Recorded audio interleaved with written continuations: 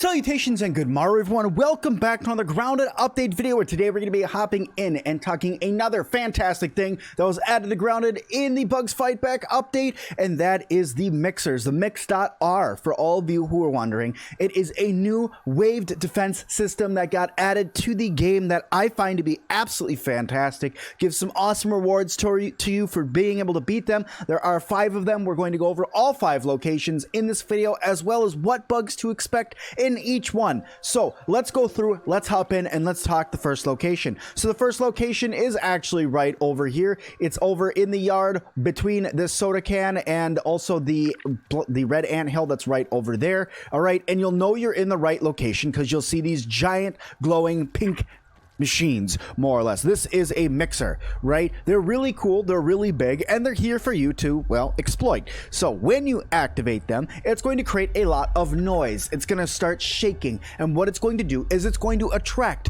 all of the bugs that are around you, right? This one in particular is going to attract a lot of red ants, so red worker ants, red soldier ants, as well as mites. Okay, so this is the easiest one in the yard to take on. I would suggest you take this one on with maybe a set of acorn armor, some ant armor, maybe ladybug armor at the most is what I would think that you're going to need in order to take this one on, and a fairly decent weapon, maybe upgraded to level 3 to level 5, somewhere in there. I wouldn't suggest a Club of the Mother Demon, that's not needed. Maybe like an insect axe, if you're going to get something like that upgraded to level 5, that would probably help you out and you'll be able to take on this one without a problem. I'll get into some base defense stuff here in a little bit with how to defend these, but I want to go through and show you guys this one. So I'm going to go through and activate, but it says unauthorized access right now, right? That's what happens when you try to approach these things before you have gone to Burgle, done the new Burgle quest, and gotten that authorization. So that's what this one is. Now, this one is right over here. This is its location on the map. It is smack right here on the map for you to go and find. We're going to go over the locations of the other 5 right now. The other 4. It's 4 of them, not 5 of them. All right, now this is number 2. This was what I would suggest to you guys to go to find the second one. This is going to be the second most difficult one, guys. This one is going to start inviting over larvae and orb weavers, so I would suggest you guys are a little bit more careful with this one. This one's pretty dangerous. You want to be careful, but this was what I would say the second one that you guys should go and activate. This is where it is on the map. You guys can come over here. It's right underneath the hedge. The hedge base is right up over here, so this is where you want to be. This is where it is.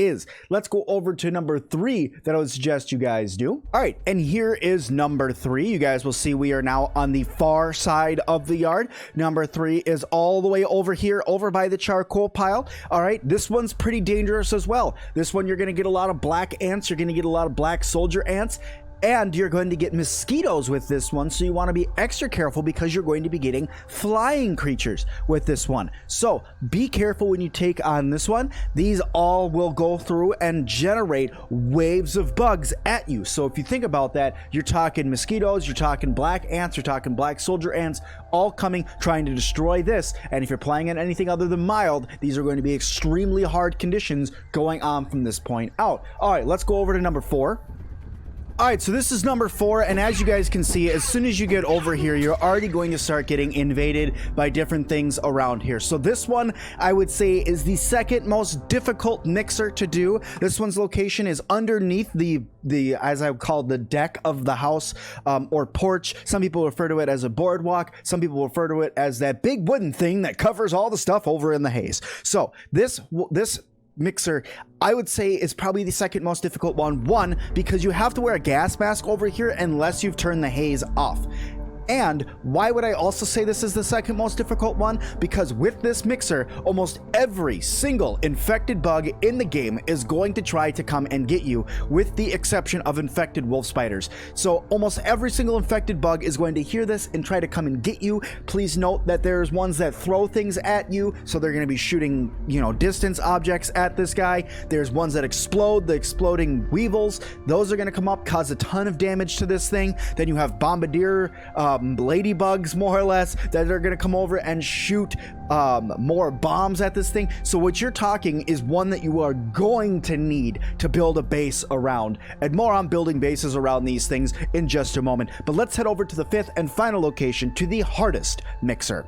Okay, and here we are over in the hardest location of where there is a mixer. I literally showed it to you and have to jump into the water, and this is why I would say that this is the hardest location for a mixer. I'm literally going to stand here so you guys can barely see it up in that upper corner there. Maybe I could get myself around a little bit more so you can see a little bit better, but there it is. Where are we on the map? Right here inside of the sandbox. Now, why do I say that this is the hardest mixer in the game? One, because you have to do it at night. You cannot do this one during the day. Even if you have an antlion gear on, you still cannot do this one during the day. It takes way too long to do. You will get a ton of, you know, sizzle damage done to you, so you need to do this one at night. And second of all is because it literally has one of the most damage doing enemies in the game fighting you constantly in huge waves, and that is antlions. Antlions are going to burr out of the ground and explode up and start attacking this thing. So literally, no matter what defenses you build, they're going to come right through it anyway. So you literally have to pull aggro by shooting gas arrows around this one to pull everything away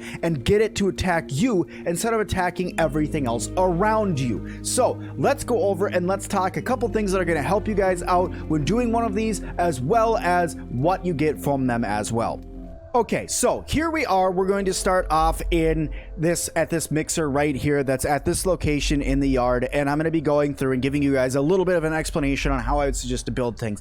Now, I've gone over into a creative mode just to kind of give you guys an idea of a general single line of defense. I would definitely suggest building more than this for the other ones, but this is going to be the easiest way for you guys to build something around it. Now, first of all, a rule of thumb for you guys is to sit here and look at what is 1 square away from this guy. What I say by 1 square is 1 foundation away from the actual mixer itself. So if you look at a foundation, you want to get at least 1 away from the mixer in all directions. Why? Because there are things that can attack within 1 square, so you want to get at least 1 square away from those. So I would suggest you guys go and do like a clay foundation. Don't actually build it, just kind of put it down and go, okay, is that a good distance? Yes, that looks like a good distance right on the other side of this. So let's build there and let's start our walls there. And that's exactly what I'm going to tell you guys to do, is walls. Now, I would not suggest grass walls. Grass walls are pretty weak. Things can get through them pretty quickly. I would suggest maybe going through and saying maybe sturdy walls or stem walls would probably be the minimum you want to go through to build these guys out and get some sort of defenses built around them.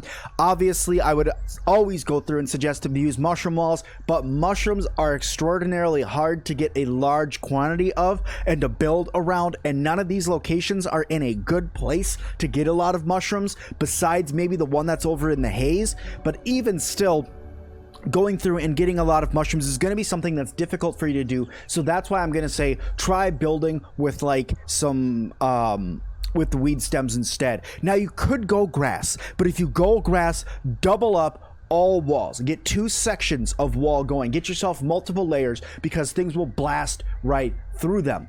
Now, there is a couple more things that I would suggest you guys do in some of the other locations. For one, I would suggest you guys go through over in the sandbox, the haze, and the charcoal area and build a roof over the top of the mixer. Why? Flying creatures, the sun for the sandbox, and also for in the haze, things that are shooting bombs at the mixer will not be able to get it over the fence that you have built or over the wall that you have built, and they'll have to stay stuck in and fighting the wall that you have built itself. The second thing I'm going to tell you guys you should build a lot of is traps. And what I mean by traps is I mean spike traps. Build yourself a crap load of these spike traps. They're not that expensive. Let's face it, guys, I know. A weed stem, some thistle needle, sap, and crude rope. It's not that expensive, but the weed stems themselves can be a little bit of a pain in the butt to bring all the way over to all of these locations. But these are going to be a must, because you will not be able to take on everything that comes to these, except for maybe this first mixer. So get yourself some spike traps down. Also try out these new explosive bird traps, but be careful, because when these explode, they also hurt you and your base and the mixer. So make sure you place them far enough away where they will not be exploding and hurting you or your base. And then finally, try out a lure trap or two. You might be able to lure things away, even though it really wants to attack that mixer. If you have a lure trap in there, it might be able to pull some aggro from you every now and then as well. So that is pretty much going over what you need to do in order to build. Now let's go over what you actually get from these things if you can complete them, and also what you need to do in order to turn them on. So in order to turn them on, you need to go through the beginning part of the story and put your hand in a little scanner thing. We'll go over the story in another video, but you need to do that. You need to activate the ASL system that's all around the yard. Once that is activated, you will be able to turn these on, and what's going to happen is a little progress bar is going to show up on top of your screen, and it's going to tell you the progress of how long you have until the mixer is complete, right?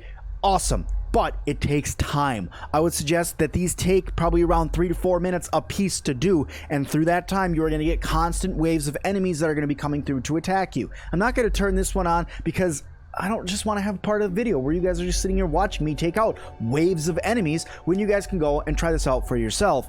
But once you defeat them, you get 2 things from it. The first one, when you beat it, you'll get a perk called Guard Dog. What Guard Dog does is it actually increases the amount of damage you are doing while defending things. Now, why is this helpful? Because bugs also attack your base now. So going through using this to defend your base is going to be even more powerful. So if you know you're having a base attack coming, because it does tell you when things are coming to attack your base, more on that in another video as well. But once you're getting invaded by something else, you pop on that perk and it's going to allow you to do more damage to anything that's coming to attack your base. Also, the other thing you get from these is 2,000 raw science a piece. So all of them together will give you 10,000 raw science for you to go through and get other things in the game. That's literally enough to unlock both of the new turrets and something else at the same time, because both turrets are 4,000. So if you get both of those plus 2,000 more, these can be a ton of work to be able to build up and get, but the rewards from them are definitely worth it. So I definitely suggest you guys go out, check out all of those, take on all 5 of them. If you guys have already beaten all 5, let me know down in the comments. If you guys found this video helpful, hit that like button. Also let me know down in the comments. Don't forget to subscribe, and as always, I'll see all of you guys in the next one.